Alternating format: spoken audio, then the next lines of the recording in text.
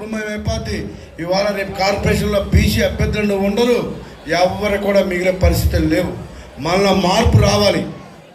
మళ్ళీ మార్పు వచ్చేంత వరకు కూడా అలాగే ఉంటారు.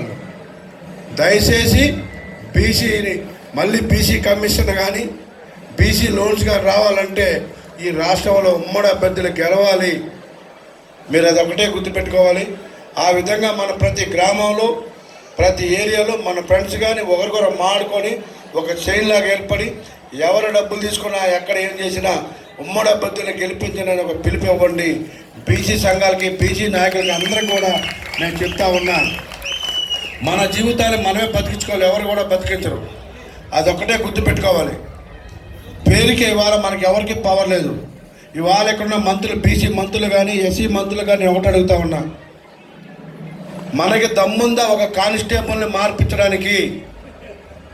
ఒక కానిస్టేబుల్ని మార్పించడానికి ఒక దమ్ముందా? మీరు చెబితే ఎవరిని వింటారా?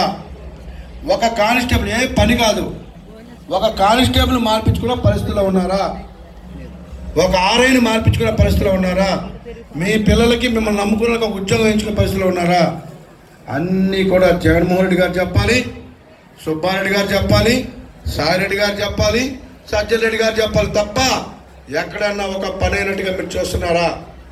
ఇక్కడున్న ఎవరికైనా సరే ఇవన్నీ కూడా మీరు గుర్తుపెట్టుకోవాలి. ఎక్కడ కూడా ఒక్క పనే పరిస్థితి లేదు, ఒక నలుగురు చేతులు మాత్రమే నడుస్తూ ఉంది. ఇలాంటి పరిస్థితుల నుంచి బయటకు తీసుకురావాలి. ప్రతి ఒక్కరికి కూడా అభివృద్ధి ఫలాలు అందాలి. ఇది ఒక్కటే కాన్సెప్ట్ అందరూ పనిచేయాలని చెప్పేసి నేను మనస్ఫూర్తిగా కోరుకుంటూ నాకు అవకాశం కల్పించి మీ అందరికీ పేరు పేరు నా మనస్ఫూర్తిగా ధన్యవాదాలు.